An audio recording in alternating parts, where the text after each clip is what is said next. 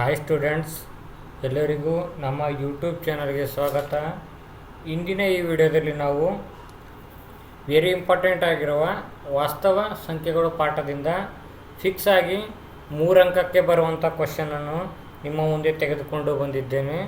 ಅದುವೇ 3 + √5 ಒಂದು ಅಭಾಗಲಬ್ಧ ಸಂಖ್ಯೆ ಎಂದು ಸಾಧಿಸಿ ಅಂತ ಕ್ವಶನ್ ಕೊಟ್ಟಿದ್ದಾರೆ. ಇದನ್ನು ಯಾವ ರೀತಿ ಬಿಡಿಸ್ಬೇಕಂದ್ರೆ, ಅಭ್ಯಾಸದಲ್ಲಿ ಕೂಡ ಈ ರೀತಿ ಕ್ವಶನ್ಸ್ಗಳು ಇವೆ. ಅದನ್ನು ನಾನು ಅಭ್ಯಾಸದಲ್ಲಿ ಹೇಳಿದ್ದೀನಿ, ಆ ವಿಡಿಯೋದಲ್ಲಿ ತಾವು ನೋಡ್ಬೋದು. ಇವಾಗ ಒಂದು ಕ್ವಶನ್ ಎಕ್ಸಾಮ್ನಲ್ಲಿ ಬಂದಿರೋದು 3 + √5 ಒಂದು ಅಭಾಗಲಬ್ಧ ಸಂಖ್ಯೆ ಎಂದು ಸಾಧಿಸಿ. ಫಸ್ಟ್ ನಾನು 3 +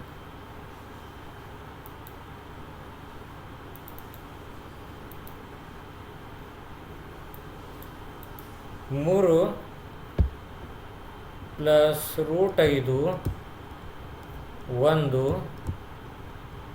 ಭಾಗಲಬ್ಧ ಸಂಖ್ಯೆ ಆಗಿರಲಿ ಅಂತ ಊಹೆ ಮಾಡ್ಕೊಳ್ತೀನಿ. ಅಜೆಪ್ಷನ್ ಭಾಗಲಬ್ಧ ಸಂಖ್ಯೆ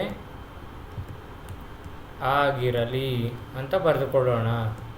ನೆಕ್ಸ್ಟ್ 3 + √5 = ಒಂದು ಭಾಗಲಬ್ಧ ಸಂಖ್ಯೆ ಆಗಿರಲಿ ಅಂತ ಬರೆದುಕೊಂಡಿದ್ದೇವೆ. ಭಾಗಲಬ್ಧ ಸಂಖ್ಯೆ ಯಾವ ರೀತಿ ರೂಪದಲ್ಲಿರುತ್ತೆ? P/Q ರೂಪದಲ್ಲಿರುತ್ತದೆ. ಇಲ್ಲಿ P, Q belongs to Z, ಅಂದರೆ P ಮತ್ತು Q ಏನಿರುತ್ತವೆ? ಪೂರ್ಣಾಂಕಗಳು ಇರ್ತವೆ. ನೆಕ್ಸ್ಟ್ Q ≠ 0, ಅಂದರೆ Qನ ಬೆಲೆ 0 ಆಗಿರಬಾರ್ದು. ನೆಕ್ಸ್ಟ್ P ಮತ್ತು Qಗಳ ಸಾಮಾನ್ಯ ಅಪವರ್ತನಗಳು 1 ಆಗಿವೆ. ಇವಾಗ ಇಷ್ಟು ಬರ್ಕೊಂಡಿದ್ದೀವಿ. ಇವಾಗ ಇದು √5 ಬರ್ಕೋತೀನಿ, ಇದು 3 ಈ ಕಡೆ ಕಳಿಸ್ತೀನಿ. = PQ/- 3 ಬಂತು. √5 ಇಲ್ಲಿ ಏನೂ ಇಲ್ಲ ಅಂದರೆ 1 ಇರುತ್ತೆ. Q ಮತ್ತು 1ರ ಲಸ ಎಷ್ಟಾಗುತ್ತೆ? Q P - 3Q ಆಗುತ್ತೆ. ಅಂದರೆ ಓರೆ ಗುಣಾಕಾರ ಆದಾಗ ಲಸ ತೆಗೆದು ಇದೇನಾಗುತ್ತೆ? P - 3Q ಆಗುತ್ತೆ. ಇಲ್ಲಿ P - 3Q/Q ಒಂದು ಭಾಗಲಬ್ಧ ಸಂಖ್ಯೆ ಆಗಿದೆ. ನೋಡಿದ್ರೆ ಕಾಣುತ್ತದೆ, ಇದು ಭಾಗಲಬ್ಧ ಸಂಖ್ಯೆ ರೂಪದಲ್ಲಿ ಇದೆ. ಆದ್ದರಿಂದ ಭಾಗಲಬ್ಧ ಸಂಖ್ಯೆ ಆಗಿದೆ. ಇಲ್ಲಿ ನೋಡಿ, ಇಲ್ಲಿ ಭಾಗಲಬ್ಧ ಸಂಖ್ಯೆ ಇದ್ದರೆ ಇದು ಸಮನಾಗಿದೆ ಕೂಡ, ಇಲ್ಲಿ ಭಾಗಲಬ್ಧ ಸಂಖ್ಯೆ ಇರಬೇಕು. ಆದರೆ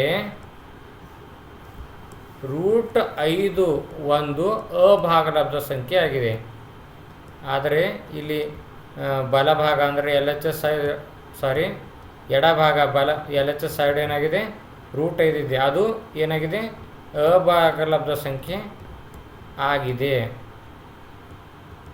ಆಗಿದೆ. ಆದ್ದರಿಂದ ನಮ್ಮ ಊಹೆ, ನಾವೇನು ಊಹೆ ಮಾಡ್ಕೊಂಡಿದ್ದೇವೆ? ಭಾಗಲಬ್ಧ ಸಂಖ್ಯೆ ಅಂತ ಆಗಿದೆ. ಆದ್ದರಿಂದ ನಮ್ಮ ಊಹೆ ತಪ್ಪಾಗಿದೆ. ಆದ್ದರಿಂದ 3 + √5 ಒಂದು ಅಭಾಗಲಬ್ಧ ಸಂಖ್ಯೆ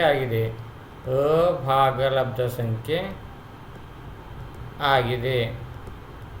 ಅವರು ಸಾಧಿಸಿ ತೋರಿಸಿ ಅಂದರು, ಆದ್ದರಿಂದ ಸಾಧಿಸಿ ತೋರಿಸಿದ್ದೇವೆ. ನಮಗೆ ನೋಡಿದ್ರೆ ಕ್ವಶನಲ್ಲಿ ನೋಡಿದ್ರೆ ಗೊತ್ತಾಗುತ್ತದೆ, ಇದು ಒಂದು ಅಭಾಗಲಬ್ಧ ಸಂಖ್ಯೆ. ಅದನ್ನು ನಾವು ಸಾಧಿಸಿ ತೋರಿಸಿ ಅಂದಿದ್ದರಿಂದ ಈ ರೀತಿಯಾಗಿ ಲೆಕ್ಕ ಮಾಡಿ ನಾವು ಸಾಧಿಸಿ ತೋರಿಸಿದ್ದೇವೆ. ಇದು 3 ಅಂಕಕ್ಕೆ ಫಿಕ್ಸ್ ಆಗಿ ಈ ರೀತಿ ಕ್ವಶನ್ಗಳು ಬರುತ್ತವೆ. ಇದೇ ರೀತಿ ಹೆಚ್ಚು ಲೆಕ್ಕಗಳನ್ನು ಅಭ್ಯಾಸದಲ್ಲಿವೆ. ಆ ವಿಡಿಯೋದಲ್ಲಿ ತಾವು ಅಭ್ಯಾಸದ ವಿಡಿಯೋಗಳನ್ನು ನೋಡಬಹುದು. ಇವತ್ತಿನ ವಿಡಿಯೋ ಆಗಿದೆ. ಧನ್ಯವಾದಗಳು.